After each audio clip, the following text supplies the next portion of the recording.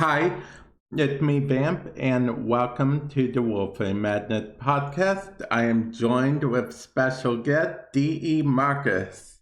Hey everybody, good morning. So, how are you doing today, first of all, Marcus? I'm doing very well. I'm having a great morning. I got my coffee here. It's Friday. What's not to like? Yeah, but those of you guys that don't know, I do record these episodes a little bit early. So, yeah, it's Friday when we record. Yes. So for the audience, could you explain what you do at DE? Yeah, absolutely. So my name's Marcus. I'm a community coordinator on the team at Digital Extremes. I primarily work on the Warframe Partner Program. I started my work on the forums and then moved into working on the partner program with Taylor King. I support the Warframe partners in many different capacities, whether it's responding to emails, helping assist in giveaways, or answering questions on the Discord and stuff like that. So there's a few different things that I do. Sometimes, if you see the Warframe Twitch account pop up and someone's in a Warframe partners chat on Twitch, sometimes that's me. So yeah. Oh, that's you. I'll be honest, I assumed that was Taylor all the time. hmm Yeah. Well, Taylor does it a lot. So, and she's been doing it, I would say, longer than I have. So it makes sense that you would automatically assume that it's Taylor.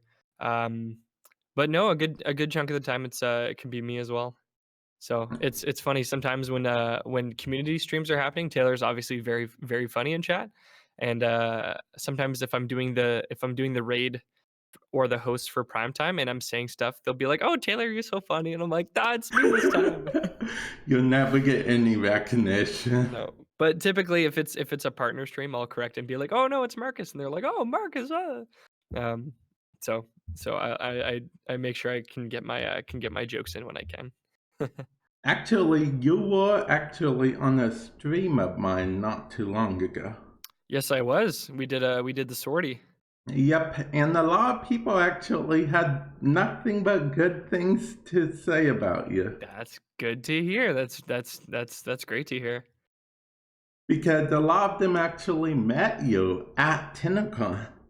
Oh, I love that. Yeah. See, that's the fun thing is after being at TennoCon, then seeing, these aliases and Twitter handles and people in chat that I now have met in real life, that's kind of the best part of TennoCon is now it feels like there's a person that is behind the name now and it feels like you really have a friend. So that's really cool. That's really cool. Yeah, I'm hoping to one day go to TennoCon, but it's this whole big thing because ever since the whole 9/11 thing happened, you guys have Right. a passport to go from the US to Canada. So, Mhm. yeah. Yeah, I mean, I grew up just north of Buffalo, so like in the Niagara Falls area of Canada, and we would go to the United States all the time. Like we would go almost on a weekly basis.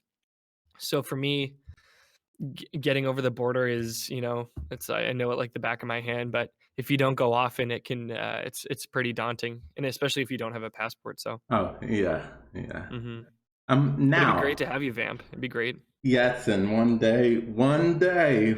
day, Hey. I will be there. And okay, so I always joke about this on stream hmm that if I ever go to TennoCon, like, you know how the partners get like their own area and whatever that people Yeah, can yeah, come yeah. to We and kind of have stuff? a room that we hang out in. Oh yeah, and we do meet and greets and stuff like that. Well, I always joke about how no one will know me at all, so no one would show up. Hey, you know But what? You'd be surprised. I thought no one would. I thought no one would know me, but guaranteed, there's always someone. well, that's a bit comforting, but there's Yeah. still the fact that I get lost everywhere. So I'll like Mm. be like calling you or Taylor up, being like, "Okay, I'm here, but I'm Yeah. lost at the white building," Be like, and then Vamp, that. describe your location. What can you see? You're like, oh, there's just people everywhere.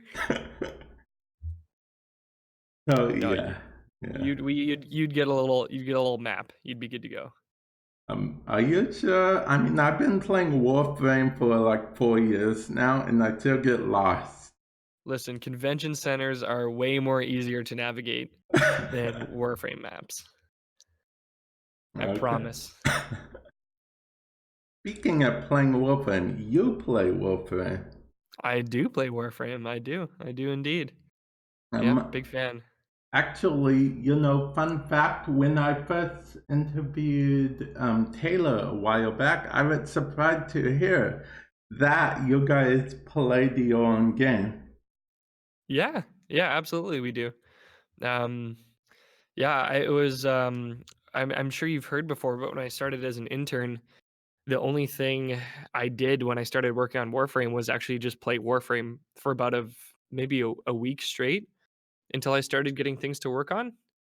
Oh, It's very important internally oh yeah. in many different departments to have a good knowledge of the game, but especially in community, if changes are coming out, we need to be aware and know how they feel in game. So having a footing on the inside is very very important. And so I've been grinding away on my account, and it's taken me a couple years, but I'm finally master rank 24. Oh, I was just Very going to proud to say. ask what master rank you were. Yeah, master rank 24. And a friend of mine, Melver To, he's a player from across the pond. He knew me since I was master rank 5, Oh, wow. which is he's kind of my oldest friend in Warframe. So it's cool playing with him now. And he's like, "Oh, I remember when you were master rank 5. I think we did the exploiter orb a few months ago. So that was a good time." Oh, okay, Yeah, okay. yeah. So I'm still churning away. I'm still right now the biggest things for me are vaulted weapons with rare drops. So a lot of the melees and a lot of the secondaries will have like two components that are both rare drops, and I'll only have maybe like 8 relics. So those are the weapons now that I'm kind of stalled at. So I'm Oh, okay. clipping away. I want to get to master rank maybe 27 by the end of the year, I would say is probably my goal. So Now you're a yeah, PC main, if I remember. I am a PC main. This is the first game I've ever played on PC though. Ah, okay. Yep. Wait, then what do you play games on normally? PlayStation. I got a PS1 for Christmas when I was maybe 4 or 5, and I've been playing on PlayStations ever since. And so, oddly enough, when I started off at Digital Extremes, I was an intern for the Amazing Eternals, and so Drew was kind of my mentor for the few weeks that the game was still set to launch. While I was working at Digital Extremes, and he actually gave me an Xbox controller to play on the PC because I couldn't use a keyboard. And then eventually I was just like, okay, you know what? I'm probably going to be here for a little bit, so I might as well make the change to PC. So it's the first game I've ever played actually on a Oh, keyboard and mouse, okay. which it's cool now that I have the hang of it. But for a while, my wrists were so sore and my hands just didn't know how to move that way. So I um, have a PC account and I go on PC every now and then to make a mhm, video or something, but yeah, I just can't grasp the concept of holding it's W, yeah. control, and shift at the same time. And Mhm. yeah, No, I totally agree. The WASD is just odd. It's very odd to me. 'Cause you get so used to a controller where it's just with the two analog sticks, it's so intuitive, right? Like, you yeah, move and you look, exactly. as opposed to pressing 4 buttons, to move in, like, almost like a grid. So, yeah, it's one of those things where if you wanna become more comfortable with it, you just have to just do it for as long as you can, and that's the only way you'll adjust. Because Yeah, I have to do the same thing. that's what I was thinking. Eventually, it would become like muscle memory type. Mhm. Yeah, eventually sometimes I still look at 1, 2 I'm sad to admit, sometimes I still look at 1, 2, 3, 4, because the amount of times I've tried to use my 4, but instead hit 5 and jump into operator mode, I'm like, "Ah, damn it." So, sometimes I will have to still look at the numbers, but for Oh, everything else, like control shift for, sliding and rolling, I'm very very good at that. I'll be honest, I don't even bother using powers when I'm on PC Oh, because, yeah? yeah, because it takes me so long just to get down the whole bullet jump thing. Oh, yeah, the Yeah. bullet that was a big once I figured out the feel of bullet jumping, I was like, whoa, like my mind just opened up and then I could move so much faster. Yeah, that was a huge learning curve was figuring out the computer controls. But Oh, now I'm yeah. quick. Now I'm fast. Now I'm a fast guy. Speaking of, you mentioned Drew. Okay, Yes. so Drew actually was the original head of the partner program when I Yes, he came was. in. Hmm. Yeah, he's the one that accepted me originally. He actually did, because sometimes in certain streams, you do behind the scenes work, right? Like Hmm. technical stuff. Yeah, I'll run the transitions and monitor chat and the audio and different stuff like that. Hmm. But back in my day, Danielle did that job. Right. Yeah, and Drew was did what Danielle does now on PS4 at 4. Yeah, I Yeah. honestly I remember seeing a few clips from that. I remember just videos of Drew blowing himself up and then Danielle having a laugh attack, as she is now famous for, um, which is great. And I remember seeing there was an old asset from one of Drew's stream that was so funny that Danielle had made, and it was like a Valentine's Day stream, and Drew was like shooting an arrow at Excalibur, and then it zooms over to Excalibur, and Excalibur's like blushing. I mean, it's got Danielle written all over it, like it's her signature style. But Yeah, it was funny yeah. to see Drew in that capacity. I would still love it if Drew had a stream. I think he's a really fun guy. So it's nice now getting to know him better and working with him. Um, Honestly, I wish every community member had a space like that. But yeah, I would have really enjoyed watching Drew's streams back in the day. Oh, yeah, yeah, they were fun. He actually, see, I drink Monster during a lot of my streams. He drank Monster during like all of his streams. Yeah, That was his thing. that has not stopped. Did he get you onto monsters, or did you guys just have monsters in common? Actually, I wasn't as much into monsters back then, but And yeah. then Drew is the bad influence. Yeah, I would have to say, I don't know that for sure, but I would have to say he might have had a part in a There's a bit of a monster. correlation, yeah. I mean, Yeah, Drew's a cool yeah. guy. He's got that influence. I mean, when we were at when we were at TwitchCon this year, Drew was all excited to try out Bang. Have you heard of Bang? Like Bang energy drink? Yes, I have, but that's because a few YouTubers I watch actually drink it. Drew was all about getting Bang, and Helen doesn't want Drew to drink Bang because she wants him to live to be, over 100. Um, and so she's always discouraging Drew's Bang addiction. But then actually Taylor with an E, who works on the community team, found Bang in London. There's like one 7-Eleven in North London that sells Bang. And Drew was like, "Oh, Uh, sweet!" So now Drew's got a Bang stockpile from this like one convenience store, and Helen's very upset, but she understands. You can separate the man from the energy drink, but you can't separate the energy drink from the man. it's funny you would mention the other Taylor. Mm-hmm. Okay, but those of you guys that don't know, there's actually two Taylors. There Yep. is still two, right? There's not There is three still now, two. right? Nope, there's two. Okay, Just two. okay. So Yeah. Taylor was Taylor. telling me this a while back. Yeah. Yeah, that they aren't actually allowed to like sit in the same area because Nope. it's so It's like confusing. it's like typing Google into Google. You just can't do it. There's some sort of tear in quantum space and the fabric of time and quantum physics that will just implode if you put Taylor with an E and Taylor with an O in the same room. You It's know, uh I it's liked catastrophic. I liked that explanation because I'm a big Doctor Who fan, Oh yeah? honestly. So You're yeah. a Whovian? Yep. I got to do you watch The Crown Vamp? I do not. Okay. Well, it's hilarious because Matt Smith plays Prince Philip in The Crown. So he's a really stern, very direct, forceful individual in The Crown. He's a very curmudgeon-y kind of guy. And so I remember watching 2 seasons of The Crown with Matt Smith as this kind of like grumpy, sometimes angry, very moody character.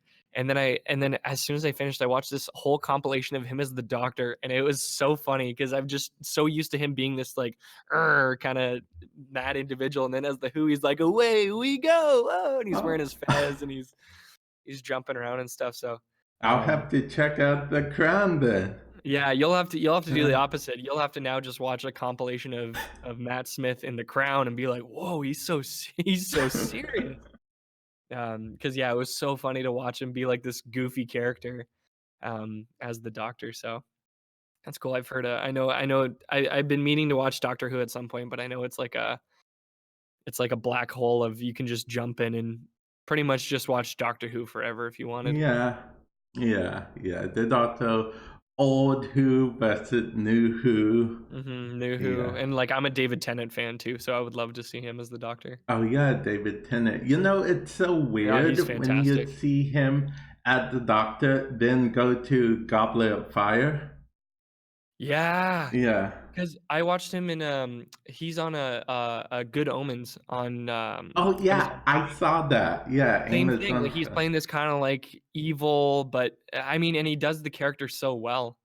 Um, he just plays I mean, he's just such a fantastic actor, but in that show as well, he's playing kind of an evil character, Yeah, but he's got a yeah. lot of heart to him, like, it's a very nuanced performance, it's really impressive, so, yeah, him in that, and then him as well in Broadchurch, the BBC, detective series, fantastic as well, where he's kind of, he's a detective, but he's also very, he's got a very, a very he's had a bleak life, and so he's kinda got has to play this sorta disgraced police officer, and he's just great in that well, he just nails every role he's in, so it'd be cool Oh, to see him as the okay. Doctor as well, where he's kinda like, he's this fun character, so No, that's cool. yeah. He's very fun. He's fun yet serious sometimes, and Mhm, mhm. yeah, yeah, He just nails it. He's a very, like some actors you watch and it's kinda like, "Oh, this is this actor just kinda doing this," you know? Like it's hard to not see them in every role they're in. David yeah, Tennant is one of those guys where he jumps into it and you're like, "This isn't David Tennant, this is him doing the character."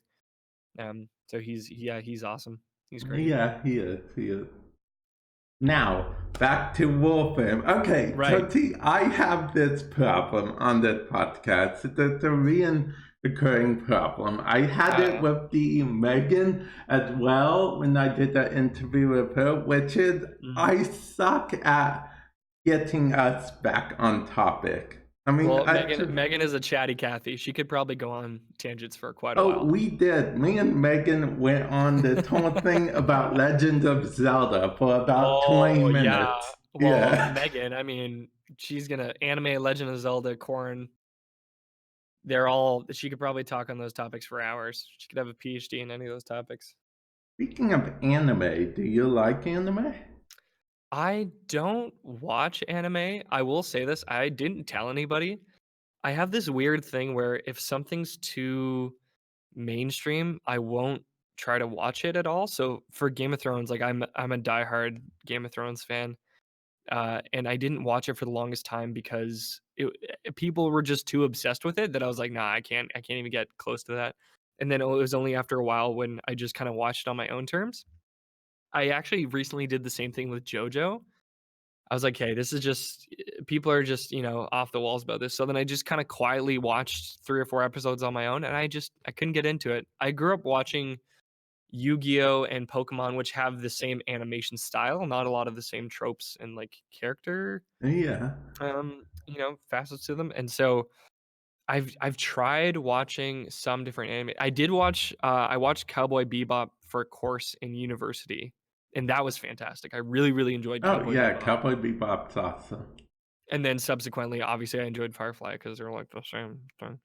Um, but Cowboy Bebop I enjoyed, but JoJo I just couldn't get into. I feel like it's the way, and I talked to actually Zeno Jellian about this, for quite some time, is that it's probably an excellent show if you watch a lot of anime because it takes what anime does well and pushes it further, kinda like how John Wick is sorta like an action movie that knows that you watch action movies and then does it to the nth degree. I feel like JoJo is like an anime that knows you enjoy anime and then does it to the nth degree. So I feel like it's not a show for casual. casual weebs like myself. So, Now, T, it's funny you would say that because I'm probably gonna get a lot of hate in the comment section for uh this, oh, but I've never seen JoJo. oh my God, you've never seen it? I mean, I only watched 2 episodes maybe a month ago, so I wouldn't really say that I've seen it either. Well, you've watched more than me. Yeah. Well, it's funny, like on streams. I mean, do you watch a lot of anime? Yeah, I do. Oh, okay, cool. Because even on streams, I know there's a few people that will try to steer the conversation back to anime. And if it's Helen watches a lot more than me, but I don't really watch any at all. So I'm kind of like, nope, sorry, not really. Because it's one of those things too, where you know a lot of people on the community team, like most of us studied media in university, so obviously we consume a ton of media, a ton of film and TV, and so many people watch anime on the team that I feel like it's one of those things that I don't really need to be well versed in it because you have so many other experts on the team. Why would I try to step into that realm when we've already got people who know so much about it that I'm like, Oh, "Oh, yeah. you guys do your thing. I'll watch my stuff." So, yeah, it feels like the one of the things that coming into DE, I was like, "Oh, I don't watch anime." Um, but if there was a show that was like, you know, good on kind of like Cowboy Bebop, right? Like Cowboy Bebop Yeah. is just a good show regardless of genre. Yes. I'd be inclined to watch something like that. I know my buddy Phil tried to get me into a show. It was an anime about volleyball because I played volleyball in high school, and he was explaining it to me, and it sounded pretty cool.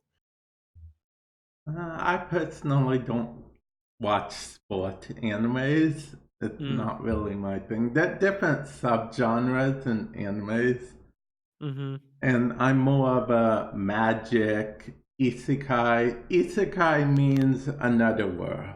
That's Oh, all it okay. means. Like Sort of the like anime. fantasy esque, or just other Yeah, dimension. yeah, like the main character get teleported to another world or Mm, transported in some way to another world. Those are my big anime. gotcha. Those are your go tos. Yep. Nice. Okay, now before we get back to Warframe, which we Right. are definitely gonna get back to, uh, I mean, yeah, if you want. you mentioned Firefly. Yes. Yes, I'm a big Firefly fan. That's right. Oh, nice. That's awesome. Yeah. I dressed up as Wash actually this Halloween. Oh, Um, cool, cool. yeah, I did. It was one of those like you'd have to tell people what you were dressed up as, but I enjoyed it. It was fun wearing a jumpsuit and a Hawaiian shirt all day. And I had little plastic dinosaurs like just like Wash plays with in the show, and I Yeah. actually kept those at my desk, so I have dinosaurs all over my computer now. Oh. Yeah, yeah. Firefly it's a fantastic show. I think I've seen it 2 or 3 times now. Um, Now, Excellent show. actually, the Infested are my favorite faction because of Firefly. Oh, do they remind you of the Reavers? Yes. Mm. I mean, Yeah, they're very Reaver-esque. they even have a similar origin story, actually. Huh. Yeah, I Yeah. guess because correct me if I'm wrong, the Orokin accidentally turned them into the Infested while trying to make a weapon of their own? Yes. Okay. Yeah. I'm a bit hazy on some of the bits of the Warframe lore. Um, but okay, cool, cool. We're on the same page then. Yeah. Yeah, because the Reavers too, like, I mean, I only finally watched Serenity, the movie last year, Yeah. and I was like, oof, like realizing that, I mean, spoilers for Serenity. I know it came out in like 2008, but realizing that I'm pretty sure they're called is it the Federation in Firefly? Yeah, the Yeah, Federation. the Federation was responsible for creating the Reavers. Was honestly like it's one of those like I'm pretty easy to like when I watch a movie, there'll be the most obvious twist, and I'm like, oh, what? Oh my god! So like anybody probably could have put two and two together that it was probably the Federation that created the Reavers, but I was still like, oh my god, the implications of all. Yeah, Um, I'm the same way. But I never thought of the Infested that way. That's pretty cool. Because I mean, the Leapers almost kind of sounds like the Reavers, like Leapers, Reavers. Um, so no, that's rad. Who's your favorite character from Firefly? um, I would have to say Kaylee. Mm. She is definitely. I would say she's probably of all the shows that I watched growing up. She was probably the one of the best written female characters. I would say, like she's just a very believable. Like like I grew up with Kaylee's. Like it's a very believable person and character. Yeah. Um, she's really great. I mean, don't get me wrong, Mal is awesome too, but Malcolm Yeah, Reynolds is pretty awesome in everything he does. So, he really is. Yeah, yeah. Nathan Fillion. Yeah, Malcolm Reynolds. It's hard not to love him. He's pretty great. He's a fun character. Yep. It's like I would say it's like the Jon Snow of Firefly, where it's like everyone's like, oh yeah, I'd be that guy. Yeah, yeah. I mean, I've seen him in Castle, Mm. The Rookie. Hey, I think that's a Canadian show, or is Um, it? No, maybe it's CBS. I'm not Yeah, sure, well, honestly. didn't he wasn't able to continue being a voice in Destiny because he was in The Rookie. I think I remember Oh, I reading that didn't somewhere. know that was the Yeah, official I mean, reason. don't take my word as law, but I remember reading that, and that's why they killed off Cade was because he had too much of a scheduling conflict. So they're like, "Hey, we'll just get Oh, rid of you." oh, I'll be Um, honest. I just thought it was that Bungie didn't have enough money to support mm, long term or something like I that. mean, maybe that factored into it as well. Maybe it was um, the amalgamation of a few different reasons that they ended up killing Cade. But yeah, I remember. Honestly, the amount of stuff like I go on Reddit quite a lot. The amount of stuff that I just read in the comments of Reddit that I'm probably like, oh yeah, that's true, and then vocalize that to someone else. Like I told, um, there was an article about how Jack Nicholson got banned from going to the Lakers games because he spilled a tub of homemade chili on the court, and I just thought that was so funny, and I love that that was a thing. And I told so many people about how, yeah, Jack Nicholson is banned from sitting courtside because he spilled chili on the court. And then it turned out to be an Onion article, and I didn't know for months. And then I had to go back and figure out who I told all this false information to. So now I'm so worried that I'm like, how much like conversational knowledge do I know that I just picked up from Reddit threads? So like even this, I'm like, oh yeah. And I think too, I'm like, oh, did I read that on Reddit? Did someone just say that? And I now think it's true. So I don't know. This is one of those times where if we're on stream, I'd be like, "Chat, you can correct me. Correct me if I'm And wrong, please." chat definitely would correct you. Yeah, chat would be like, well, actually," and I'd be like, "Okay, thank you. Perfect, perfect, perfect." So in this case, it will be the YouTube comments. YouTube, do not steer me wrong. Please correct me if I have said anything false. Yeah. Now, I have a question that I'm asking this question for multiple reasons. One, because I Ooh. thought of it last night, and two, Ooh. because there's a certain title I want to name this episode. So the question is there anyone in the office who is like, say it's Monday morning, it's early morning, you just got into work, and Okay. you're like, how are they so happy? How are they so cheerful? Mm. So you're wondering, is there anyone like that that's just super chipper in the morning? Yeah. There's a guy that used to work here named Dudley. He was always super chipper. Without a doubt, he would always say hello to me in the morning. Aside from that, I would say honestly, Rebecca is always willing to chat no matter how early it is. The one morning I got in, I think it was 8 a.m. recently, and Reb was already there. Typically, I'm the first person to arrive in the morning just because I've just a different sleep schedule. But Reb was up, and I think she was there at, like, 7 she'd got there at, like, some ridiculous time, like 6:45 or, like, 7:15 in the morning. It was the day she tweeted, like, "Early bird gets a worm," and I think it was Zephyr Prime and Captura. Like, that morning, she was in the office, like, at just at a ridiculous time, and I ran into her in the kitchen, she was just like, "Oh, hey, how's your days going?" And, so she is always, like, just in a great mood, always willing to chat, so, Uh-huh. yeah, I would Okay. say Reb for sure. Even when we're traveling as well, she's always just a very chipper. I am not the same way. I am a very grumpy person in the morning, despite waking up early. So I think I have like an hour buffer period from when I wake up to, once I've had some food in me, then I'm like, okay, now you can like chat with me. But I'm very snippy in Now, the morning. to So, Rebecca, I thought you were going to say Rebecca for that, but well, your hunch was correct. She's a very, very happy person in the morning.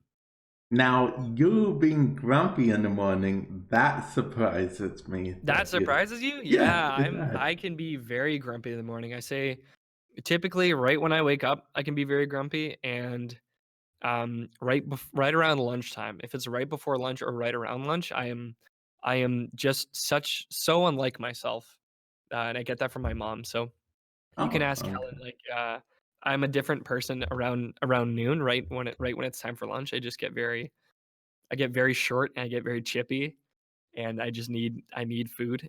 Oh, Honestly, okay. one of the nice reasons I come in early, we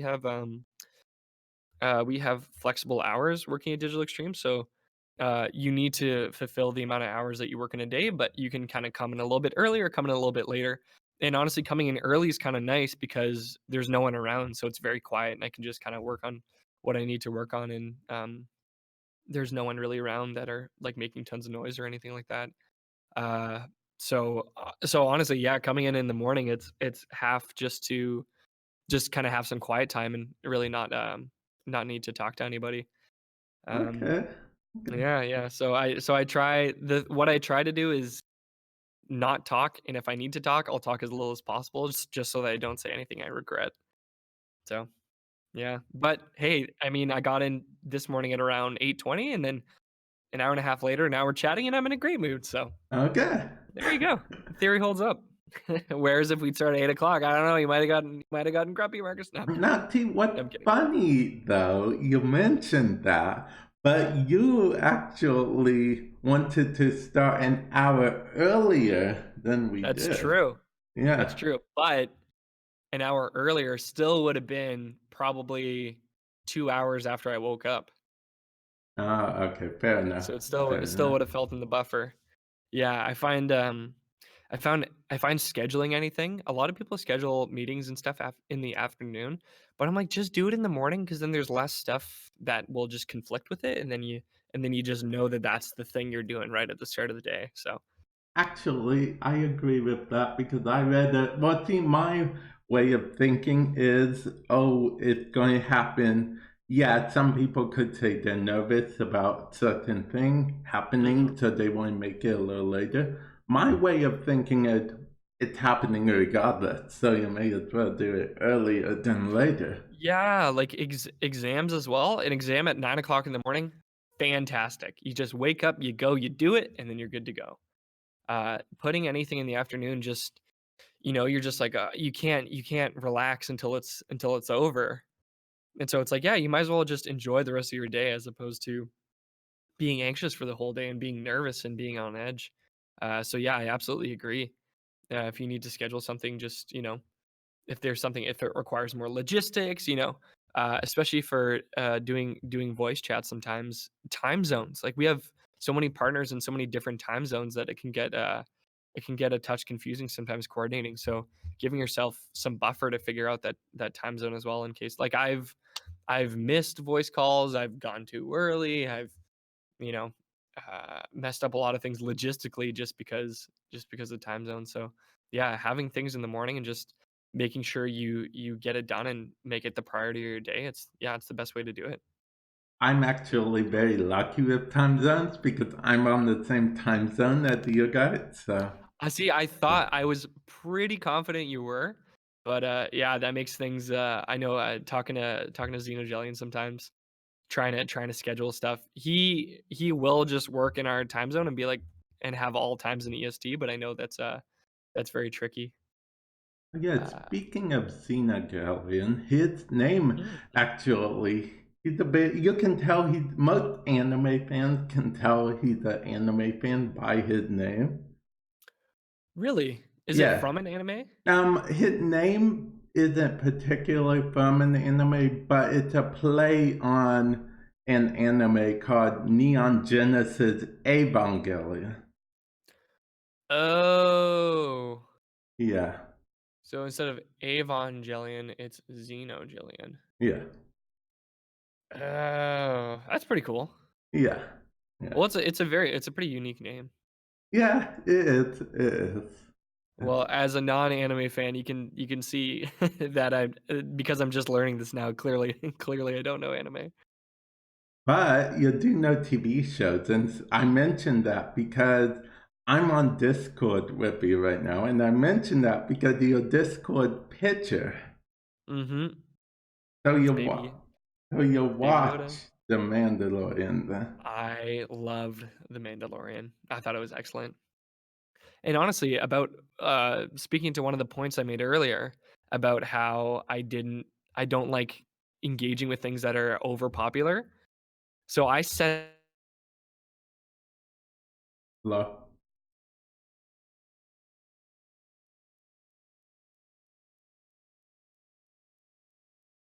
love. I bet he looks like a rolled up doll or Oh, something. sorry, you cut out a bit for a moment. Oh, okay, sorry. I think my connection isn't great. Yeah, I can see. Oh, okay, I think we're good again. Yeah, Okay. my internet just sort of blipped. Um, so yeah, I was talking to Headshot and I was saying how I kind of set out to hate Baby Yoda because of how much people loved him. And how much everyone was like, "Oh, I'll die for Baby Yoda. It's the, like it's the cutest thing. Oh, Baby Yoda's everything." And I was like, "Yeah, I bet he's not that great." And then I watched The Mandalorian and like my heart just melted. He's so cute. And they just whoever was the puppeteers for Baby Yoda just nailed it. And I think bringing back the practical effects of like Star Wars episodes 4, 5, and 6 where you have the physical model. There's just something so much more realistic and tangible about it. And he's just all his little mannerisms and the moving and it kind of reminded me of have you seen How to Train Your Dragon? I have actually I've seen a clip or two of it. Okay. So you've probably you'll probably yeah, that's probably good enough in for this instance. There's a side by side clip of an animator who works on How to Train Your Dragon, and they taped like a piece of paper to their cat's tail, and the way the cat moved around trying to bat it off its tail was the same way they did the animations for the dragon when they put a little prosthetic tail on him and he's kind of moving around and shaking and kind of chasing after his own tail. And so they map the cat's movement onto the dragon, and so the dragon is a mix of like horse, dog, and cat mannerisms. And so when you're watching, like a dragon is a fictional creature, so we don't really know how it looks, but we can see how the movements are similar to other animals. And I don't know what they mapped Baby Yoda from. Probably other babies, but I also think maybe some creatures like I feel like there's some cat and there's some dog in there. Just the way he kind of moves and shuffles and reaches and stuff like that. But they just made it so lifelike and just so damn adorable that I couldn't hate Baby Yoda, and now I just love Baby Yoda. But yeah, The Mandalorian as a show as well too. Like Pedro Pascal, who plays the Mandalorian. I loved him. He was Oberyn Martell in Game of Thrones, and he was fantastic. And I loved watching him in the Netflix show Narcos too. So I was like, maybe I'll watch The Mandalorian. Maybe I'll get Disney Plus. But then once I heard that Pedro Pascal was gonna play the Mandalorian, I was like, oh yeah, I'm in. I'm in totally. Yeah. And he just killed it. He was fantastic. Yeah. Funny thing is, I did not know anything about Baby Yoda till one stream. It was my birthday, and then Mhm. someone said, "Here, I got a birthday present for you." Sent me a link in chat, and the link was to Baby Yoda. Oh, what more could you ask for, right? That's adorable. Then did you go and watch The Mandalorian after that? I went and put it on my to watch list. Nice. Have you watched it since? Not yet. I'm Okay. almost there though. I have a few. Okay, so here's the thing. I'm Let's one hear of it. those people who like watch one or two episodes of a show. Even though I liked it a lot, I'll still add it to my what to watch list and be like, oh, I'll come back to this later. It was good. I don't come back to it for like a month or so. You just gotta commit. You just gotta watch it back. I think the good thing about The Mandalorian, I'm pretty sure it's 8 episodes. So it's not 8 episodes around 40 minutes, so you can finish it pretty comfortably in a short window of time. Plus, the whole thing that if I get Disney Plus, I know I'll be lost in the whole Disney Plus That's thing. why you need to. So honestly, what I did as well, I actually watched it off of Drew, DE Drew let me his free trial. So I watched it off his free trial, and then when his ran out, I used Helen's. So I managed to avoid starting a free, a free trial, then I just mooched off of other people's accounts. So Oh, okay. maybe there's Because that's my childhood there right might be there. someone that you can sorry, I just unplugged my headphones. There might be someone who you could maybe snag their account, or just set up a bunch of reminders that remind you to cancel. Oh, yeah. Yeah, because Amazon Prime is the one that gets me because it rolled over, but it renews it for the whole year, which I didn't realize. So I was like, "All right, you got Amazon Prime for the entire year." I was like, "Oh, okay, here we are." Oh, okay. You do a yearly thing. I do a monthly Yeah, thing with I guess Amazon I had it Prime. accidentally set up as a yearly, and so it just automatically renewed as a year, and I was just like, "Oh, well, okay, sure." Okay. But yeah, Disney Plus, I'm sure could be I mean, if you're a huge Disney fan, I'm not sure if you are, but it would be all too appealing, too hard to give up. So Well, yeah, that's my childhood. I grew up with yeah, Disney shows. and me too. Lion King, stuff like that. Yeah. Yep, Lion King, and even Disney Channel original shows like, Oh yeah. Xenon Girl of the 21st Century, Hmm. then TV shows like That's a Raven, Boy Meets World. Yep. Recess was a big one for me. Yeah. Yeah, love it. That's a Raven. I also watched a lot. It's a great show. So, circling back to Warframe, I mean, if you want to. what is your favorite frame anyway? My favorite frame, it's evolved a bit. So I started off, obviously I played vanilla Excal for probably like 8 months. Like I just played Excalibur and I was like, I'm never gonna play anything else. And then some people were like, yeah, you should probably broaden your horizons. And then I played a ton of Zephyr Prime. I played Zephyr almost exclusively Zephyr Prime for maybe a year. And then I switched to I played Excal, then Frost Prime. Then I switched from Frost Prime to Zephyr Prime. Then I went from Zephyr Prime, and then now I've basically been maining Neja ever since. And I would say my favorite frame is probably still Zephyr. However, I haven't picked her up in a long time. Oh, So maybe it's not like I would have to sit down and do a pros and cons list between Neja and Zephyr. Because I've been basically maining Neja, and I try to switch it up. I'll play a hefty amount of Wisp as well. So I'd say right now I'm probably 50-50 between Neja and Wisp in terms of frame usage. Uh, big fan of Wisp. So yeah, if I had like gun to my head, I would probably say Neja. But Zephyr was probably the most fun I've had with the frame for the longest amount of time. To okay. answer your question, which is funny. Not a lot of people like Zephyr, but I just love the movement set. Um, I really loved I really loved moving around, and I was too cheap to buy.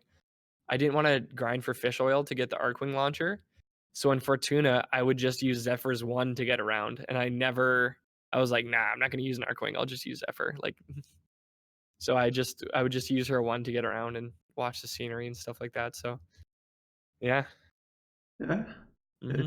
I mean, a lot of people don't like Zephyr because of the fact that, as they say it, there's more efficient ways to do it. But see, it's not only about efficiency as far as I'm concerned. It's about Yeah, I what you mean, have fun with.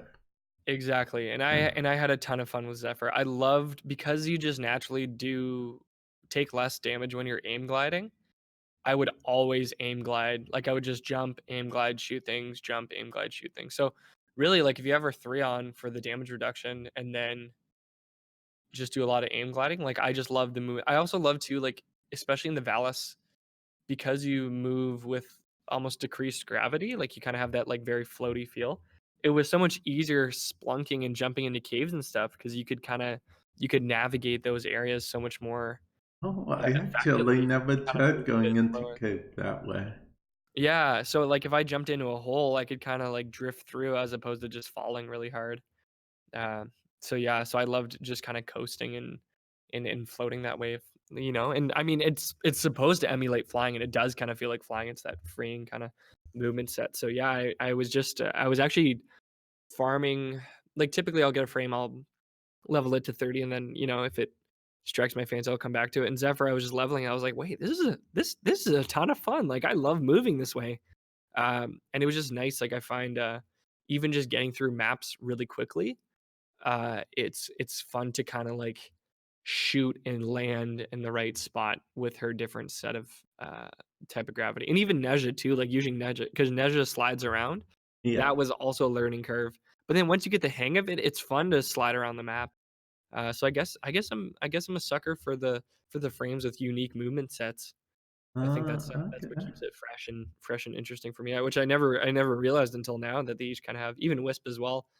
Um, does isn't entirely different, but I guess just the aesthetic of the way she moves is a bit different. So Oh, yeah, yeah, yeah. If I recall, Steve mentioned that they had to unique, that her whole thing is unique as far as not only her idol, but since she had no feet, they had to make her running animation differently. yeah, it's all unique because why would she need to pace her feet on the ground when she doesn't have any feet?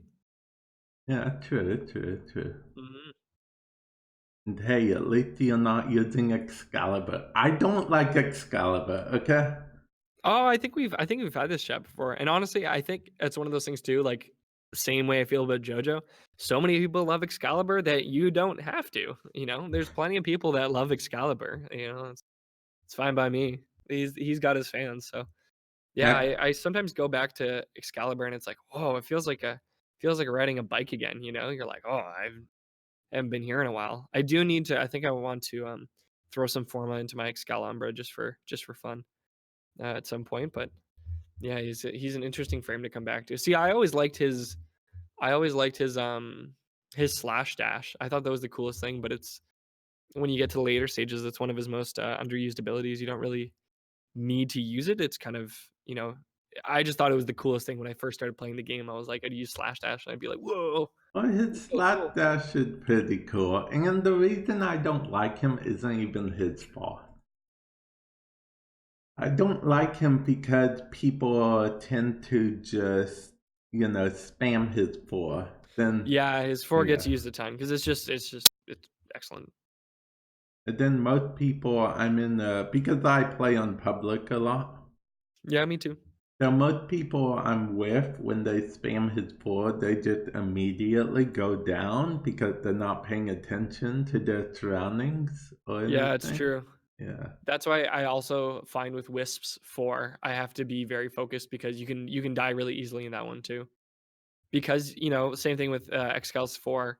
You're only hitting a swath of enemies. You're not hitting everyone. Like it's not like Saren using her spores, we can kind of nuke an area, or like even Mesa. Mesa's wider cone of Oh, effect. yeah. And so Yeah. like for Wisp 2, you're getting like a little beam, and then Excal 2, you only have that small area. So if there's anybody else around you, that's your sayonara, son. So that's a good point. Yeah, people are just like, "Oh, I'm unstoppable," and then you got to revive them 5 times. So Okay, now this is a question that I need an answer to as soon as possible, which is oh, let me wait. Gara. Let me guess. Okay, it's gonna be about a prime. That's what my feeling is. Those are always the. No, Oh, no. okay, okay, This okay. is going to be about a pronunciation of a warfare. Gara or Gera? Gara. Exactly. Yeah, Gara. Exactly. Because there was I will say Lotus. Harrow over Harrow though, Oh, okay. because Okay. he's Yeah, harrowing. I always say hero But yeah, as well. Gara, not Gara. Okay, because Lotus actually pronounced it as Gera. Well, see, this has happened in the past too. Well, in the more recent past between the Gauss. Oh, yeah, but see, that time Rebecca did it as a joke. I remember she posted it on Twitter that, Mm-hmm. yeah. But this time last time she actually pronounced Gara as Gara, which surprised me because, okay, for those of you guys that don't know, Rebecca is the voice of Lotus. What? Spoiler! Whoa. But yeah, I was surprised because, see, when I think of Gara, I instantly think of Naruto, which is an anime, and Rebecca being like the ultimate anime fan at DE, Right. I would That think she'd that she would have made pronounce that. it. Well, I mean, Yeah. it's not always. I think she's. When she does her voice recording, she does it with a team of professionals. So, I mean, anybody there can correct her to the correct pronunciation as to what they feel. So, I feel like that's a decision put forward by a team of people, not by her necessarily. Oh, okay. So maybe perhaps she tried to use Gara, and they're like, "Oh no, it's actually Gara." It's no one will know, but I'm very much for Gara. Uh, Gara, especially too Same because I here. know Taylor King. Gara is one of her favorite frames, and it's Gara from her. So I Yeah. will take her pronunciation as law. I mean, then you get into the intricacies of do you say GIF versus GIF? Because GIF is correct, but I've never Yeah. met a person who will actually say GIF. Like if someone Yeah. said, "Oh, I'll just send it over as a GIF file," I'd be like, "What?" So that was one of those times where the creator of GIFs was like, "Yeah, it's actually GIF," and everyone's like, "Well, you're wrong." So how about that? So yeah, no, I, Yeah. I I would definitely say that it's Gara. And then now when I talk about Gauss, I now forget which one's the proper one, but I'm pretty sure it's Gauss. Actually, Yeah, Gauss. I think it's Goss. I'm not sure, but I think it's Goss. Gauss. All I can remember is the tactical potato video of him going through the pronunciation thing because he was so upset that people were saying Gauss as opposed to Gauss. And then I think too, based on the way you pronounce it, Gauss was the physicist and Gauss was the toilet guy. Because there's two different Gausses in history, and they both did different things. One was like a physicist, and the other one was famous for creating our modern toilet. So then, based on the way you pronounce it, it's harkening back to a different scientist or to a different inventor. Ah, okay. So one is very, depending on how much you like Gauss, one is one is very appropriate. The other one is not so much. So yeah, so Speaking of, I'm pretty sure Gauss because I can hear Tactical Potato saying it in his tactical potato voicing. It's Gauss. I think that's okay. kind of. I think pretty sure that's what it is. We're Who knows? naming frames YouTube, you on, can correct me again. they will, they definitely will. If we are naming frames after vintage, when are we gonna get that Tesla frame? A Tesla frame? Yeah. Okay, then my question to you would be, how would the Tesla frame be different than Volt? It would be basically okay. So see, the only part of Vault's kit that's actually Tesla like is his four, and that's only because it got reworked that way. So maybe a frame with like his four expanded to like four other abilities. Yeah, Yeah, yeah. that'd be cool. Are you a big Tesla fan? I'm a moderately fair Tesla fan. Okay, okay. Yeah, it's the company and the famous scientists are both pretty cool. So I Yeah, could see it. It's what's not to like. Nikola Tesla is also just a very cool name too. So yeah, it is. Now you mentioned Prime. What is the Prime question you get asked? what is the prime question that I get asked all the Yeah, time? yeah. It's when is blank insert probably their favorite frame prime coming out? Please, I will donate you my organs to get this frame. When is it coming out? I think Nidus Prime is the one I get asked about the most, but I've seen a few Revenant Primes, Core Prime. Yeah, it's typically people just want to know when their favorite frame is coming out in prime form. Now, see, I didn't actually think to ask you that question. But the reason I didn't think to ask you that question is probably odd, even though it makes sense. Well, I'll tell you Which after you tell me, I'll tell you why I won't answer it. But go which ahead. the question why I didn't think to ask you that question is because it's not your department, so it's not something I would think that you would know. It's true. It's definitely not my department in terms of knowing or perhaps selecting which prime would come next. Furthermore, I do know which prime is coming next. I do know that. Well, However, every time someone asks me, when is this coming out? When is that coming out? What's the next prime? I'm like, I can't tell you. I can't tell you. I can't tell you that. What happens at the end of New War? I can't tell you that. It is not within, like, in my capacity at Digital Extremes, I cannot reveal that information.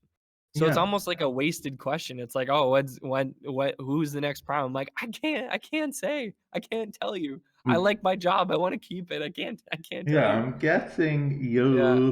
I'm about to say something, guys. For those of you guys that don't know, I actually, not to the extent of Marcus, but I'm assuming Marcus signed a NDA of some sort, You which stands for you bet your bottom non-disclosure dollar I agreement, did. which most partners, not our partners, but most partners have actually signed a NDA in some form or another.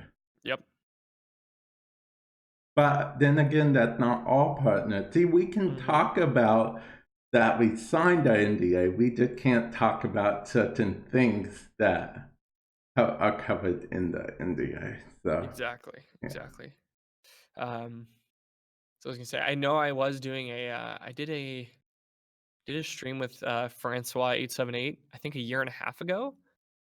And I remember he was like, "Oh yeah, I'll like wonder what prime coming out." I was like, "Oh, well, take a guess." He's like, "Oh, is it Chrome Prime?" I'm like, "Ah, who knows?" And it was. He was correct, but I couldn't tell him at the time. And then after, I was like, "Ah, you hit it. You nailed it.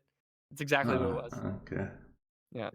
So I mean, you could guess now, and then you could find out whether or not you're correct I if you'd don't like. even know who would. Well, let's see. The last prime we had was Ivara Prime. The Hmm. prime before that was. Who would be before Ivara Prime? It was Atlas. Okay, so the next prime will be a female. Well, because that's always the order: male, Hmm. male, female, female. So Interesting theory. unless they're going to ditch the order, see, now I don't know. I suck at this guessing. Who knows, Vamp? Who knows? Not me. I don't know. Well, that's my favorite thing at TennoCon is the night before Tenno Live. I just mess with the partners. I'm like, guess what's gonna happen? They're like, is it this? I'm like, oh, yeah, could be. I don't know. I know. Who knows? Okay, Yeah, okay. it's kind of mean, but I always enjoy doing it. I'm always like, yeah, it's in my brain. I'm thinking about it now. That. um, so yeah, we shall see. Time will tell. I maybe by the time this podcast is out, everyone will know. Ooh, Well, who knows? I mean, if I've done my job terribly wrong, yes, it would be released at the time the new Prime is coming out. Oh, well, maybe not when it's coming out. Maybe just when we know what it. Hopefully, it's not long enough that it's until it's released. But But who that knows? would make. You could just dub over my voice and be like, "Oh yeah, it's crazy. Today is February 31st." Yeah, no one would know. Uh, Now, I do have a question about the lich system in Warframe. yes, How do you like it? I quite like the liches. I didn't play. I know a lot of it's is inspired from the Shadow of Mordor Kingpin system.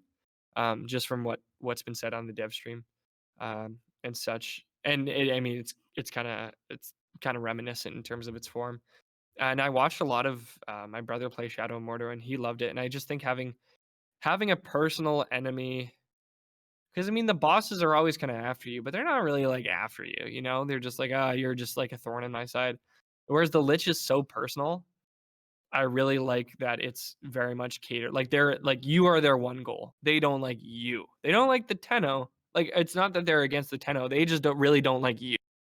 And I think having that kind of flavor of a personalized enemy is really cool. Is really really cool in the Warframe.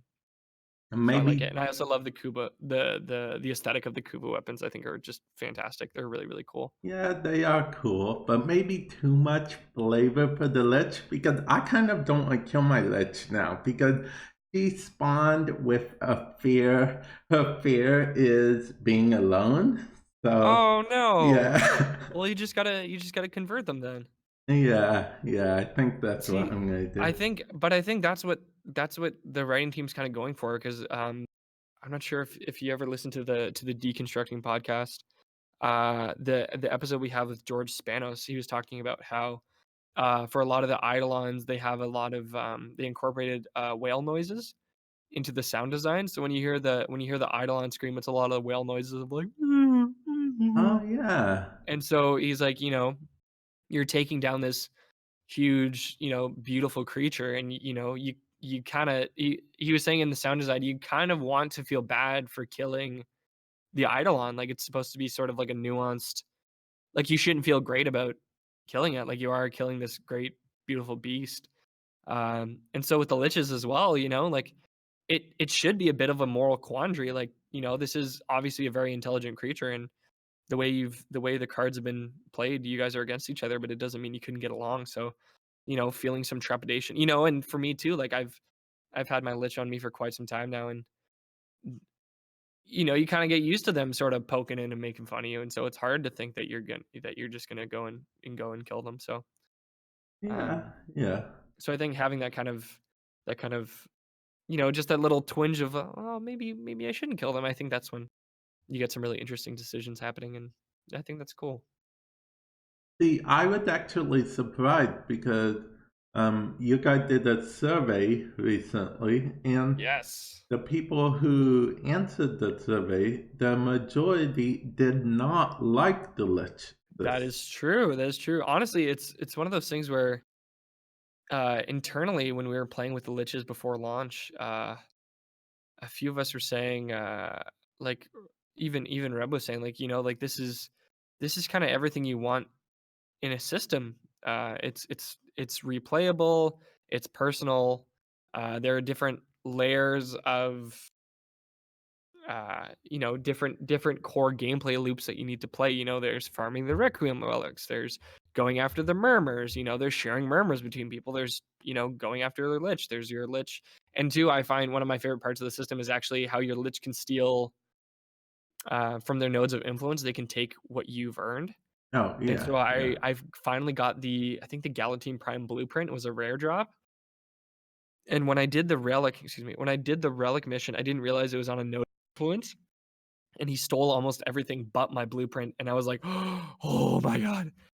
I was so worried because he was so close to taking that, and I would have been devastated, because I've been looking forward to using the Galatine Prime for so long, and so I was so concerned that that was gonna get swapped, and I was like, "That's fun." Like, I haven't felt that kind of fear in Warframe for a long time, but I could see how, you know, part of playing Warframe is being kind of all powerful, and you know, to a certain point, it's easy to conflate that your skill and how good you are at Warframe is relative to how easily you can crush through the content. And I think having an enemy that doesn't kind of play by your rules, while some could see it as a fun experience, I could see how the majority really wouldn't enjoy that. And it's tough too. Like I know for the Lich as well, like being killed by the Lich, and I'm sure you've seen the dev workshop where in the future the Lich will not kill you, it'll instead just disappear and kind of run away from you if you get the relic or the Requiem mod order wrong. Yeah. You know, if you're, I was talking to De Connor about this because I was like, yeah, I don't know why people aren't enjoying being killed. He was like, well, you know, it's kind of one of those things where you're not losing based off of skill, you're losing based off of chance, which is a very different feeling when it's kind of like, oh. "Burr, burr, burr, burr, too bad," as opposed to, you didn't do this quite correctly.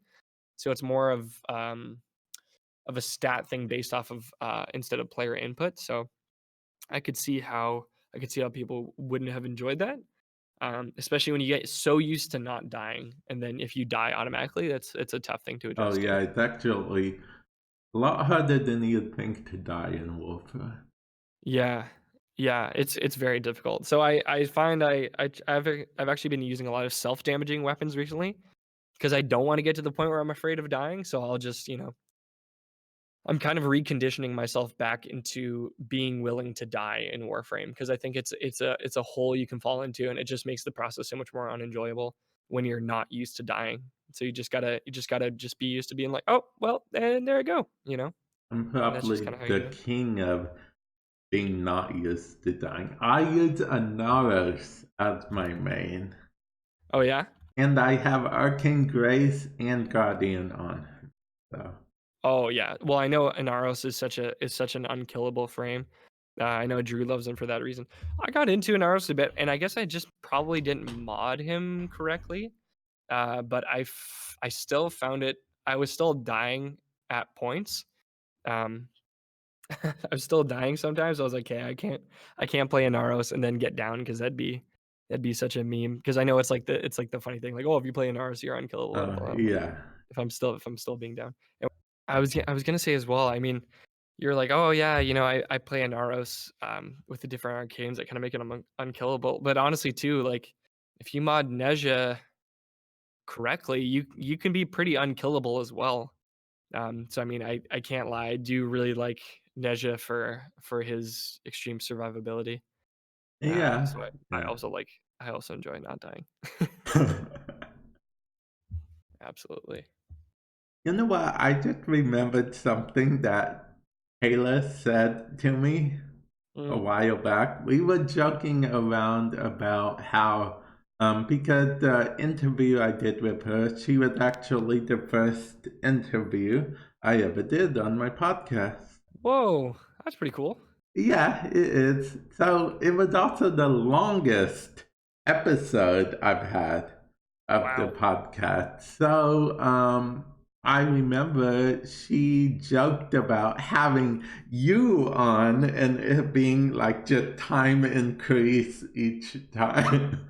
Oh my goodness. Okay. Yeah, honestly, Yeah. yeah, I could probably gab for hours. I'm actually really bad at the office. Sometimes I will start chatting with someone and I will not stop.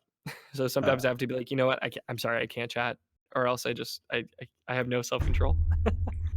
So yeah, I could see that. Yeah, Taylor and I chat quite a bit as well. So that's pretty funny.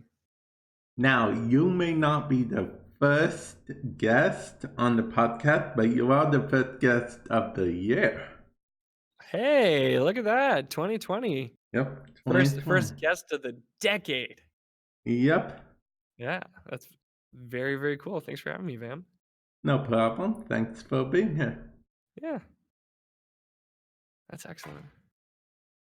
Now, I do have another question, which is, have you ever heard of a TV show called Reboot?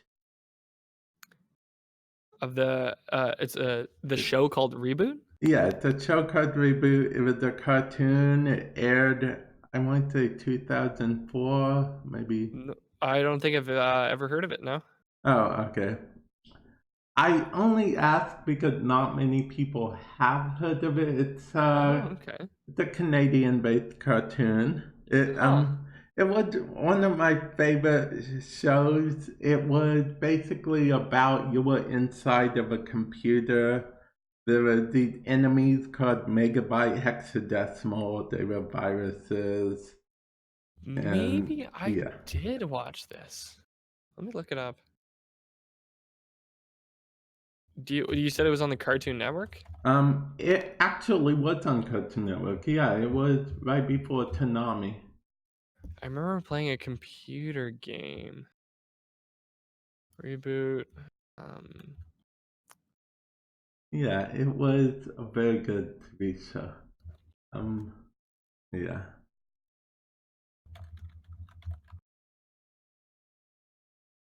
Reboot. Oh, is it? This one says it's from 1994 to 2001. Oh, okay, that could be it then. Yeah.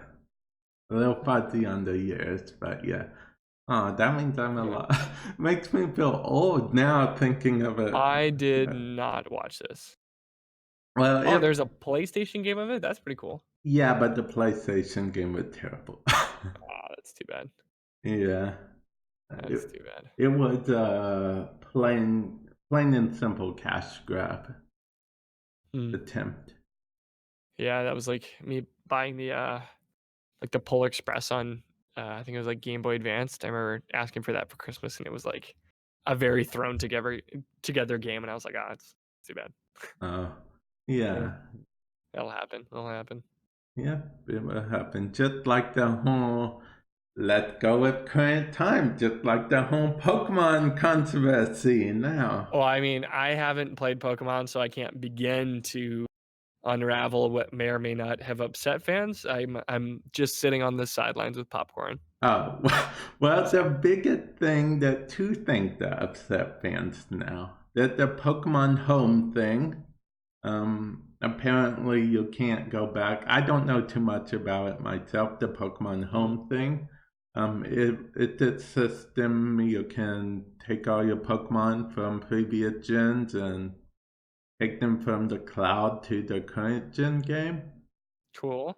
But there's also that they are charging like $20 a year for it, and Pokemon Backup is Uh, yeah something like that. I don't huh. know all the details about it, but apparently fans are very upset about it. That is, yeah, because I guess they kind of used to do that for free. Because I remember how if you played Pokemon Stadium and leveled up a Pokemon to a certain amount, then you could transfer. I remember reading this on a forum somewhere. You could transfer it from your N64 to your Game Boy or something like that. Oh yeah, So yeah, I feel like they had a similar mechanic, but they'd be for free. But I get how they're trying to move to a subscription model. It's just, I could see how people wouldn't take that well. which is Seems like it's like having a new gen console that's like, oh yeah, it's backwards compatible with a subscription fee. It's like, well, didn't you already kind of pay for that in the past? So I think it's when it's like, oh, you paid for it, but now you got to pay for it again. Like, is like, if we charge for account transfers, it's sort of like, well, like the money was kind of already put out there. So I could see how that would be upsetting. now I have That's the hard. second reason why they are upset. We'll circle back to account type stuff, okay? Oh But boy. yeah, the second reason why Pokemon fans are so upset is because of the fact that they didn't include all the original Pokemon in the Pokemon Sword and Shield games. Um, They left out Pokemon? yeah, but they originally said they left them out because they couldn't do certain designs and stuff, not and whatnot. But now they are coming out with a DLC that includes all the Pokemon they left out. Hmm. I mean, was that the plan all along? It's looking to believe that that was the plan all I along. mean, every The game kind of has DLC. DLCs now. So, Yeah, like, yeah. sure. I think people just aren't used to the fact that Nintendo is getting on the DLC. Yeah, Nintendo was never a DLC kind of game. And to be honest, I don't really. To me, I'm like, I get why DLCs exist, but at the same time, I'm like, just release the whole game. Don't have it in chunks. So that's why I kind of wait. Like, I just bought Horizon Zero Dawn, I think like Ultimate Edition. So typically I'll wait until there's an edition of the game that just has all the DLCs baked into it. Uh, and I'll just play the game like a year later rather than like wait and buy each one. So I think I'll wait to like play like Spider-Man on PS4. I want to play all the DLCs for that. There's Yeah, just there's just so many games to play, right? So yeah, yeah. it's hard. I got a backlog of a few. I think The Witcher 3 is going to be the next thing I play. Because The Witcher was on Netflix and it was excellent. Speaking of Horizon Zero Dawn, it's actually Mm. coming to PC. See, that was one of those things I heard, and I was like, Oh, it's not already on PC? Like, it Mm, was a game that I didn't realize was yeah, solely a PS4 exclusive, yeah. so People that's are pretty cool. actually very surprised it's coming to PC because Sony isn't exactly known to play nice with other platforms. Well, I mean, they've been strong-armed in the past. Yeah, they have. Actually, speaking of that, there is actually developer code out there that Sony officially released to make games so you can make them crossplay. But they were strong armed into doing that because, They released the yeah, code? Like, they released it to yeah, the public? Whoa, yeah, it's officially dev. Yeah, that's pretty cool. yeah, it is. Now, how that relate to Warframe? Remember I said I'd circle back to the, That is the golden yeah, ticket question. I knew the exactly. answer. I would they would throw me a parade. Um, yeah, I mean, it'd be awesome. It'd be really cool. Um, but there are so many moving parts and logistics and Yeah, there things definitely that is. are better questions for people that are more well versed in that arena than myself. That would probably know how to approach that even more. So it's kind of funny because there's so many times where people say like, "Oh, can you fix this bug or can you, change this?" And I'm like, "Yeah, we can," but it's feels weird speaking on behalf of people that actually make the change with regards to the code. Like all the time, there'll be people will say like, "Hey, thanks for the change." I'm like, "Oh yeah, absolutely." And I'm like, "Yeah, I didn't write the code. I didn't change it. I'm part of the team that's responsible, you know, for it because I work at Digital Extremes. However, I'm not physically doing it myself, so I can't imagine. I'm sure even if someone like a programmer sat me down and explained all the logistics of how to do it, it would probably just melt my brain. So I can only imagine the colossal feat that it would be to, and a lot of the companies too that have figured it out are much larger companies than us. Like it's not a small. I remember I think when Destiny 2 announced that they would be doing, I think they said that they were doing cross save, Yeah, yeah, they not are. cross play. I remember Reb tweeting at them and was like, please, please tell us what the code is. Like, please, how did you do this?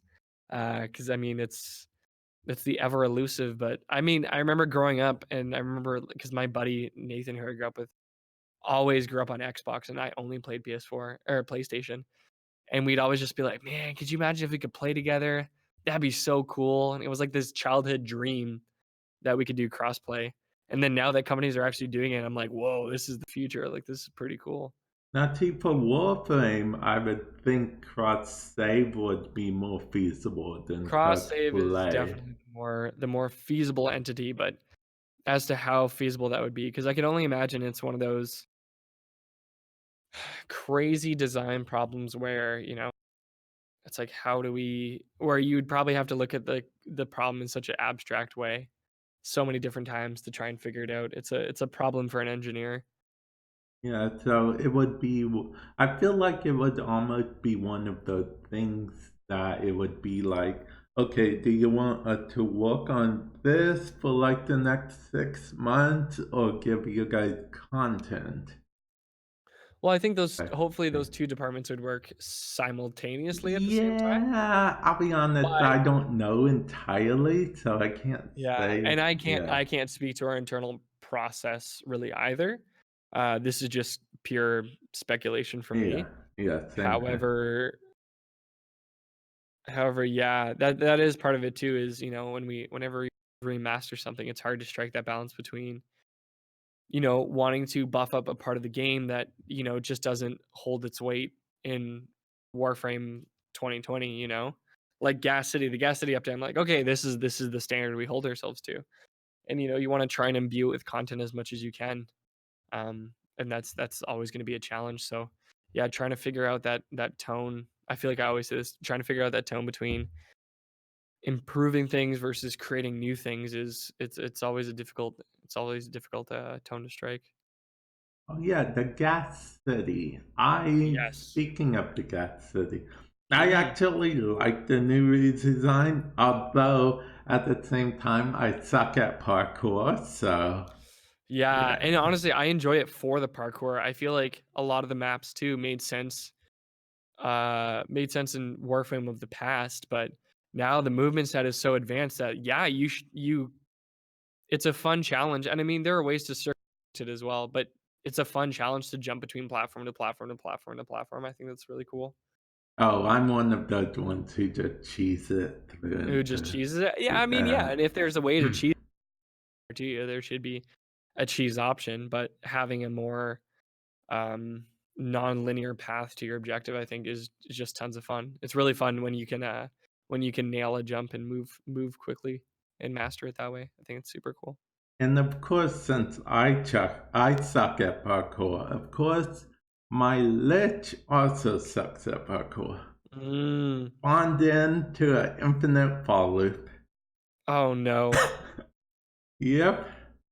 That's pretty rough. It happened on stream too, so it was pretty Uh, funny. doesn't it always? That's great.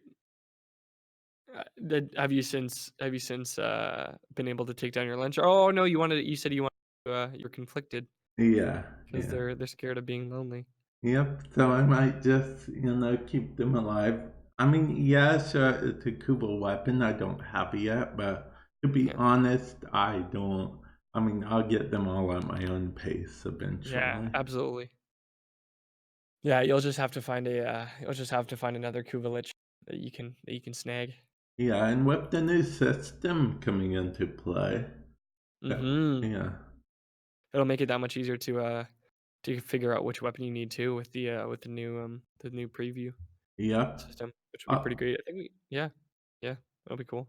Although I'll be honest, I wish that token system was implemented, but Yeah, I mean, I think we do have the token. I am also a fan of the token system. However, I think personally, the token system takes a lot of the enjoyment out of it. Whereas some other people would argue that knowing that you're gonna have a direct one to one, I get 10 coins, I buy this item, I am happy.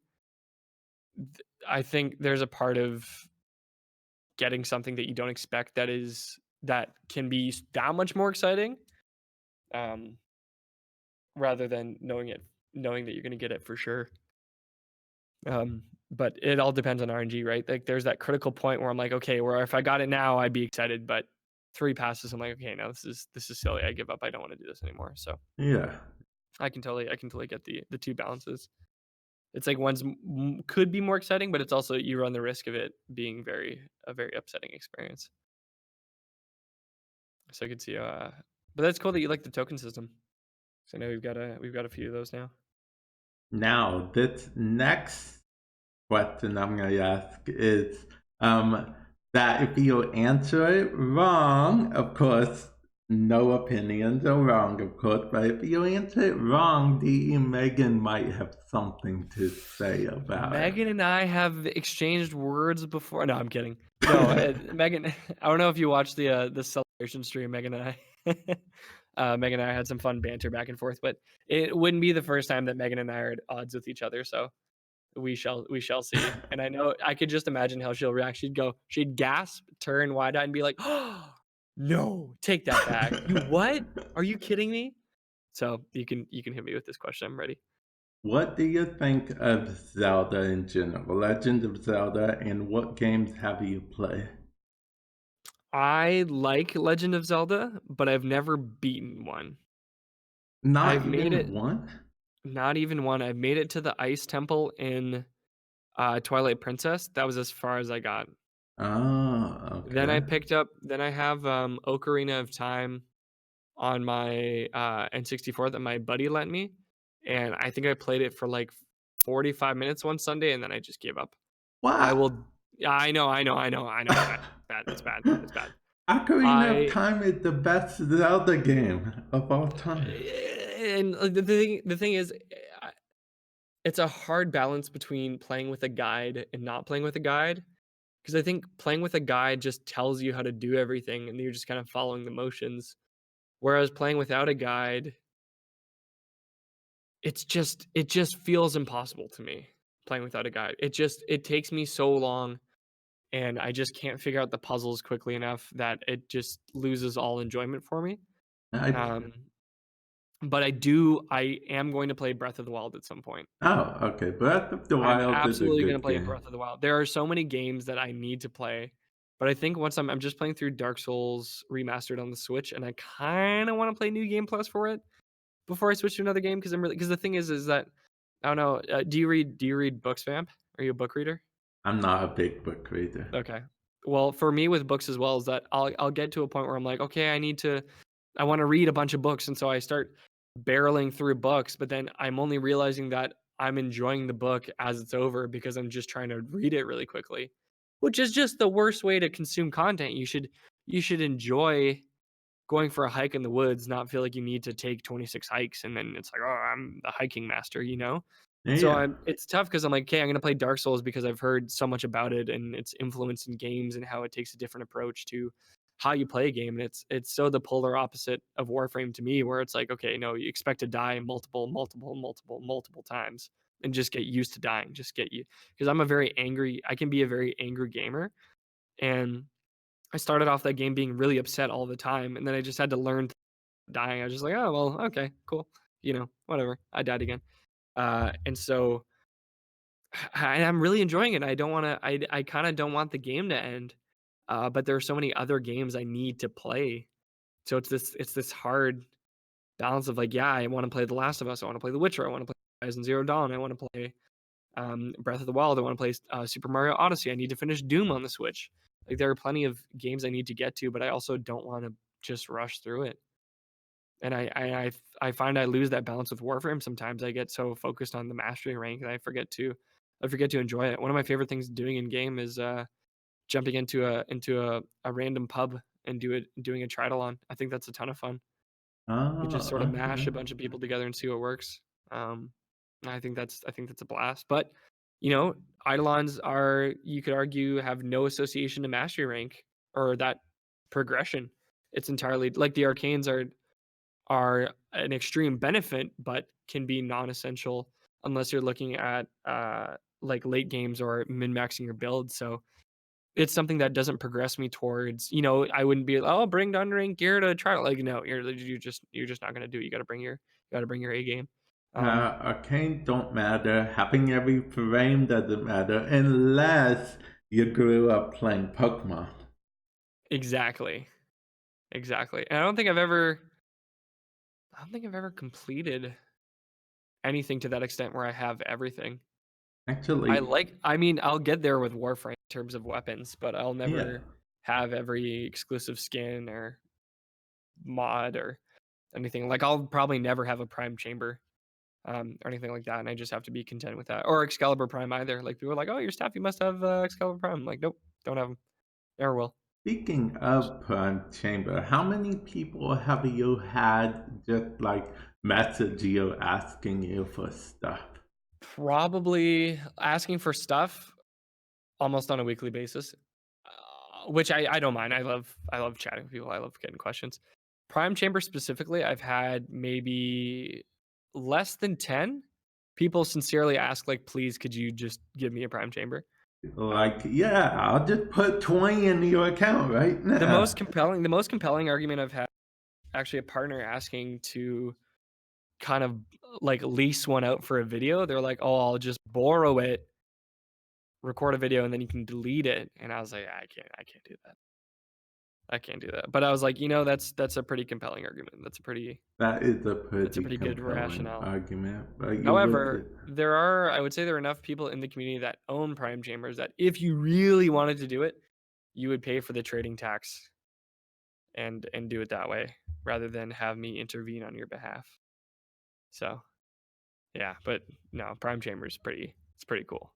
I'll be honest, I probably would never ask to do anything like that only because Mhm. I don't like the idea of making a build with Prime Chamber because Mm. it's so exclusive that Right. So many it's kind of like, people, hey, yeah.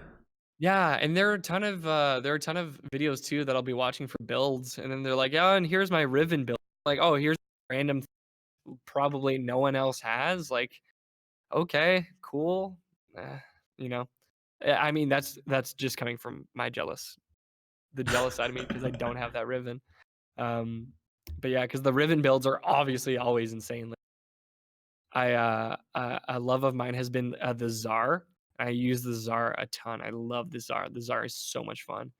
And DE Connor has a sweet, sweet, sweet Czar Riven that he showed me, and I was like, oh, like I am so jealous. That Riven is so sweet. It's got like multi-shot and crit damage.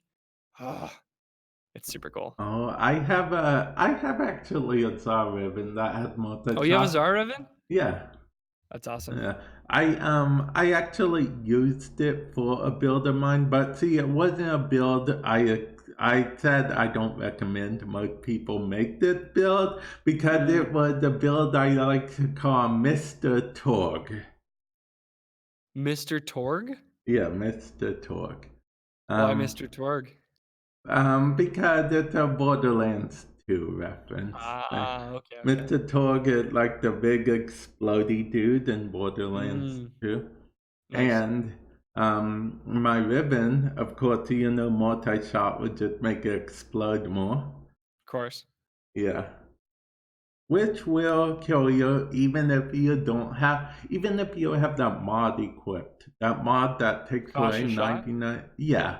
Because the thing is, even 1% of a crazy amount of damage, it's still a crazy amount of damage. Yeah, I mean, I really do like self-damaging weapons. I think it's fun. Like if you have that power, you should be able to damage yourself. I mean, if you really wanted to get the nitty-gritty of it, I even think it should do damage to the objective and potentially even to your teammates. Yeah. Like, I think it should be very punishing. Who hurt you? Well, no, I mean that's just the reality of it. Like I know is meant to be a different form of reality where you can't hurt, but I'm like, if we're playing realistically, you shouldn't be able to set off a rocket launcher next to a cryopod. That's just how I feel. Yeah, but trolling exists. So, trolling does exist, and I honestly didn't realize that I was really off in pubs with my Czar. So be like, yeah, why is everyone just running past me? And then I forget, someone was saying it in stream, and I was like, oh my god, that's a thing that people do. That if someone's using a Czar, other people will just sprint past them, hoping that they hit them, so then they die. And I had no idea. I just thought that people were trying to get to something close by, and I was like, oh, okay, no problem. Then now I'm like, oh, that's so mean. I'm just trying to have fun. Yeah. So I get trolled. I get trolled and posed with my Czar, and that's why you have to That's why you have to like jump into some high place where people can't get in front of you. But yeah, I have died many times at my own hands. Yep.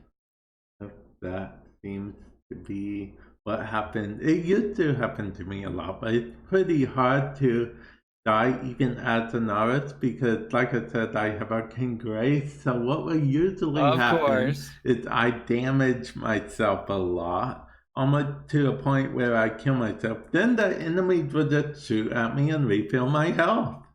That's perfect. That's a perfect loop. Unkillable. Yeah. Arcanes. So yeah, like the Arcanes aren't essential, but man, they're a ton of fun. Yeah, they fun are. to have. There's some pretty interesting ones. They are fun to have. Yeah, fun to have. Although I liked getting them more back when raids were a thing. Right. I never actually played a raid. That was before my time. Like, sorry, they were out when I was working here, but I was never good enough to actually jump into one. Oh yeah, wait. I don't think you were actually a part of the partner program at the time. No, I think I was still mainly focused on at that point. Mainly focused on what? You cut out there for a moment. Oh, sorry, on a forum moderation. Oh, forum moderation. Yeah. When raids were still a thing, so. Oh, okay. Speaking of forum moderation, when they first told you were going to be in the partner program helping lead it up and whatnot, what was your reaction? Like, oh no, the content creators are weird. I don't want to be them there. Yeah, that was exactly how I was like, I gotta work with those guys. Please. Wow, come on. can't you find something else? No, I was super pumped for one because I'm a big fan of Taylor and I think she's great. And I was like, sweet, I get to work with Taylor. Two, I love working with people on a one-to-one basis. So having a part of my job where I get to talk to people on a one-to-one basis all the time and do things like this podcast is exactly what I want to do in a professional capacity. I love doing it. I love chatting with people. I love getting to know people. I love seeing people at events and at conventions and at TennoCon. And I feel like that's where I really thrive as a person. And that's what, wakes me up in the morning is getting to work with people. So having a group of talented creators, I'm like, I couldn't think of a better place for me to be. So I was super excited, super, super excited when I heard I was going to work on the partner program. You heard it here first, guys. He called me a talented creator. It's true. You heard it here first. You can clip it. You can share it. Do whatever you want with it. I'll retweet it. I'll say it and I'll say it again. Yeah, but no, I love working on the partner program. Okay. Love it. It's so weird saying stuff like when you became a partner, since I know you work at DE. Mm-hmm. I mean, technically, I was in the partner program before you were. Yeah, you were. It's very funny. Like when I think Drew started the program originally, the fan site program 6 years ago. I was graduating high school. Oh, wow. So I was just a small guy. Yeah, I was like right in the thick of my teen, which very much dates me for whoever cares to figure it out. But yeah, it's kind of funny thinking about how like when Warframe was in beta, I had no idea. I didn't even know like London, Ontario wasn't even really a place that I thought about ever, and now I live here. So it's kind of funny how far along this game has gone, and I know people. It's always really interesting when people, you talk about the history of the partner program. People talk about the history of Warframe. Hearing about the history of like Super Jump, I'm like, that was a thing. Wow, like that's really cool. Yeah, that So I would feel be like for my I get like time. almost like history lessons in Warframe in terms of like, and Bear tells me a lot of stuff because Bear was pretty sure Bear's the founder, but I know he's been with the game basically since its inception. And it's always really cool to hear how things used to be and how things have evolved from there. Because I think people anticipate that I know everything and the way Warframe came before, but I'm like, really, I started playing Warframe when Plains of Eidolon dropped. That's when I started. Like once you become a member of DE, you just get imbued with all that knowledge Yeah, that instantly. just makes me the ultimate source and oracle of Warframe knowledge and builds and everything. I am the expert. I totally don't go to YouTube every time I get a new weapon to look up builds and stuff like that. You No, I'm know, kidding. when I do sometimes try to look at the stats and build off myself, but then I'm like, hey, I'm sure there's something more effective that I could do here. if you do go to YouTube, you can always search Warframe Madness. Shameless plug. Exactly. Yeah. It's the perfect go-to. So yeah, Yeah. I mean, yeah, I definitely know a lot more than I did, but I am by expert on how to be the best Warframe player. Like no one ever was. Exactly. To get the frames as my real test. Oh To level yeah, them is you my did cause. say you did watch the original Pokemon. Oh yeah. Okay. Oh Yeah. man, watching those Pokemon, like so my brother and I growing up, like we would rent Pokemon movies. Those things were pretty emotionally intense. Like the one Pokemon movie where half the Pokemons get turned to stone and then Pikachu's crying because Ash got fossilized. That's some intense stuff. Yeah. Watching Yeah. that as a kid, like those are some intense emotion. Like when when the Pokemon who are clones of each other are trying to beat each other up. That's sad. Like that's really sad. But yeah, no, I was a huge Pokemon fan growing up. That was probably the first video game I really got into. Was playing Pokemon Sapphire on my Game Boy SP. Oh, okay. See, I'm the original. I'm a Gen 1 person all the Oh, way. you're Pokemon Gold. No, Gen 1 would be, well, yeah, yellow, blue, and green. No, Yeah, not green, sorry. I think it was red. Yeah, Yeah, because I watched my brother play those, but then the first one I played for myself was Pokemon Sapphire, and he had Pokemon Ruby. Wow, I'm gonna get torn apart in the comment section for saying green. But there was a green in How? Japan. Yeah. Oh, there was a green. Yeah, that's what you were Yeah. thinking of. Yeah, of course. Yeah, no. I watched a ton of the Pokemon cartoons growing up. Now it's weird. Like I went down. I went to go see my nephew, and he was watching Pokemon, and like he's really into Pokemon now too, and it's kind of cool. Yeah. But yeah, I loved watching Pokemon growing up. I was the original Ash, Brock, and Misty. Oh, okay. Yeah, that's what I watched. That was Oh, awesome. you want to hear a fun fact about Ash? Well, it's not really Ash per se. It's about Pokemon Red and Blue. Mm. The main character that you play as, a lot of people think it's Ash, where it's actually Red. Wait, so Red you do play as Ash, the other ones you don't? No, Red was the name of the character. Before Ash, Oh, there was Red. Ash was solely created for the American version of Pokemon. really? Yeah, so the character you play in Pokemon Red and Blue is Red, and his rival was named not Gary but Blue. Yeah, Oh, that's pretty cool. yeah, So yeah. Ash was just created. So is Ash in game in those original Pokemons, or is he just in Um, the show? he's not technically in the game, but most people think it's Ash because when you're a Mm. kid, you don't really know the Well, difference. it's like the So classic. When you play Legend of Zelda, everyone assumes that Link is Zelda. I I remember. did too when I first Yeah, I started remember my cousin playing. being like, Yeah. "You're wrong. Zelda's a girl." I was like, "What do you mean? It's Legend of Zelda, not Legend of Link." That was that was such an abstract concept. I was like, "Well, why would you not name it after the person you play?" Yeah, exactly, Yeah, exactly. that blew my mind. I remember being so the meme of the person who's like trying to do has like equations going in their head. That was me as a child trying to figure out that Zelda was not Link and you play as Link, not Zelda. Couldn't believe it.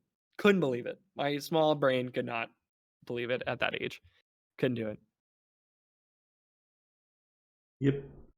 Legend of Zelda, Legend of Link. Yeah, I mean, Link only got his own title when it was actually maybe Link's Awakening came before that. I was gonna say for Link's crossbow training on Oh, the Wii Zapper. I actually always make this reference on most of my streams, but a lot of people don't get it. I'll usually To the Wii Zapper. no, not to that. Oh, okay. This was a Zelda related thing. Okay. Um, I did want to give you a context on how it relates to what we were talking about at all. But yeah. Ah, okay. Okay. So I always say something like, "Well, excuse me, princess." Mhm. It's a line from the Zelda TV show. The Zelda TV show. Yeah, there was a cartoon, Was that Legend on of a similar Zelda. level as the Super Mario Brothers movies? It was on a similar level to the Super Mario Bros. TV show. It aired Was it on a similar level to the Star Wars Holiday Special? similar level, yeah. Okay. Okay, good to know. Good to know. Okay, but yeah, it's Zelda. Of course, he lived in the castle. No, Link. Sorry, it's Link. He lived in the castle with Zelda. Mhm. They would always have to beat Ganondorf every episode or so. What? Get the Triforce parts, How? and then How wow, okay. Well, Link would always try to get a kiss from Zelda. That was his thing. And then I do she, not remember that from the video game. They were just like pals, Oh, right? in the video game, they really never really talk much to each other. Yeah. Yeah, It doesn't seem like there's too much chemistry there. It's all just kind of like, hey, thanks, man. and Appreciate it. and Stay up. then you've never finished Ocarina of Time, so I'm gonna I say have not. spoiler alert. Should I not listen? I mean, again, yeah, go ahead. You can spoil it. Like, yes? It's just a slight ending that's slightly annoying to me. I'm not gonna tell you throughout and throughout. It's just um that there was this ending that Link saves the world, right? Because that's what you do. You're the hero. Mm-hmm. Yep. And then Zelda says, "Oh, I'm gonna give you the childhood you didn't get to have because you were busy saving the world." So she rewind time to Uh-oh. the beginning, and none of it ever happened. It's like the whole game. Why? He But just, yeah. is Ganondorf still vanquished? No, he takes over the world, and that's where Wind Waker came from. That's What was why. the point? Exactly. Is that just a clever way for them to make you replay the game? No, I don't think so. Oh yeah, I don't like that. I thought it would Yeah. be like a um uh Avengers Endgame spoilers incoming. You've been warned. To me, Uh, that kind of reminds me of the ending of like Endgame, where Cap goes back in time, but he gets to live out the timeline in which he's already saved everybody. oh, yeah. That Yeah. I can get on board with. Repeating everything, no. What's the point? What's the point? Yeah. That's why in Wind Waker, you start the whole area with flooded and whatnot. It's because in that reality, Ganondorf actually took over the world. In Wind Waker? And then Yeah. do you take away the water? I don't know. I've never played Wind Waker. Oh, okay, neither have I. That's pretty cool. It's cool. Okay. Yeah, I do. Oh, go ahead. No, go ahead. Sorry. I was just gonna say, oh no, that seems like that's a cool mechanic. It's neat how they reuse the same characters, but manage to still get fresh and exciting games. It's Yeah. very cool. Yeah. I would just kind of say it looks like Taylor's prediction was right. Taylor's prediction was right. Yeah, Where the we... podcast lasted twice as long as Oh her. boy. Hey, I mean, if you really wanted to keep me on track, you could have. But hey, I did say, who did I say? Oh no, I said Megan was a chatty Cathy, but honestly, I'm probably the chattiest Cathy I know. I am a chatty guy. So I, Actually, I I'm not shocked. I'm sure Megan's would have been longer too, but she actually had to leave at a certain time to Well, I mean, I do have lunch in 15 minutes. because there was a form post that she had to put up. Ah, yeah, Yeah, she probably had because to post a hotfix. there was an update later on that day. Gotcha. Yeah. You got to pre-format those bad boys.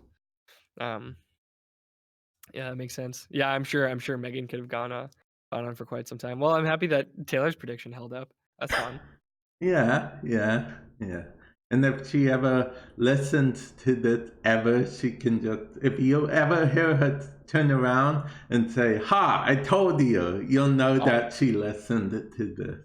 honestly, Taylor is very, very smart at predicting and pushing things in the correct direction. So I would not be shocked if she was just like, "Yep, I knew it." She can she's got a good sense for that. She's got a good intuition. That's great. Now, I have a question for you, which is, and maybe put someone on the spot, I don't know, but who do Uh, you think that who do you think next? This is very weird. I'm phrasing it very okay. weird. I'm on board. Who do you think should be on this podcast next? Who do I think should be on the podcast next? That is a great question. I think, can it be anybody, or are you referring to DE staff? DE staff. DE staff. Who should be on the podcast next? I mean, we did talk about Drew a lot, Oh yeah, we and it did. would We be did. cool to touch base with Drew Yeah, it would because be. he's kind of Would where it be. all started. So, and I think Drew's probably got a lot of cool stories that people don't often hear. So I Okay. think yeah, I would say Drew. I'm sure you guys could reminisce over the old times and talk about how things have evolved because I think Drew's had a pretty interesting path in terms of working on Warframe, working on Amazing Eternals, and I mean, if you want to, depending on what you want to focus your podcast around, I think that could be very cool. Yeah, I agree. I Yeah. agree. So yeah, that's what I would say, Drew. Okay. Okay. He's one of the OGs. And I think because you gotta go to lunch soon, I'm gonna Yes. end the podcast And if here. you remember what I said earlier, there's only Yes, two I times in the do. day where I get grumpy. And you may so you don't you won't like me when I'm grumpy. And I apologize for any there's a t-shirt I think my mom was gonna get at one point. It says I apologize for anything I said when I was hungry. And I really, really, really need to get me one of those because I have said so many mean things to Helen when we've been going right away to lunch. She'll just go, "Wow, someone is grumpy today." I'm like, "I'm sorry. I just need to eat." Okay. The funny, oh, okay, so you're not you when you're hungry. Grab a Snickers. That is me. However, I would never, never, never, ever, ever be like, yeah, I'm super hungry. I'm gonna fill myself up with this tiny chocolate bar. It's gonna do nothing. So those commercials, I'm like, yeah, Snickers, you got the sentiment correct. We got the product all wrong. I need substance. I don't need chocolate. God. So you can already tell my aggressive side is starting to come out. Because I'm like, yeah, if someone was like, oh, are you hungry? Here, I have a Snickers in my purse. I'd be like, what am I supposed to do with that? I need like a granola bar. I need nourishment. I don't need chocolate and peanuts. I need food. Like macaroni and cheese. Exactly. Macaroni and cheese, pizza, salad, tacos, something like that. Something that's gonna sit in me. Bread, pasta. Pasta. See, now you'll get to me hungry.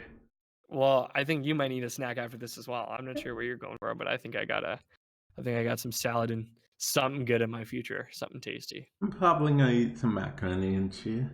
That sounds like an excellent plan. The perfect lunchtime meal. Macaroni and cheese. I Yep. love it. I love it. Okay, well, I think I'm gonna end this podcast here, but before I Cool. go, where can people find you? Yeah, people can find me. My Twitter is at DE Marcus. Actually, let me look that up. Yeah, I'm pretty sure it's just at DE Marcus on Twitter. And then you can find me on the forums. I'm also DE Marcus. And on Twitch, I am DE__Marcus. So yeah, but if you want to contact me, you can find me on Twitter pretty easily. That's the best place to talk to me. Yeah. Okay.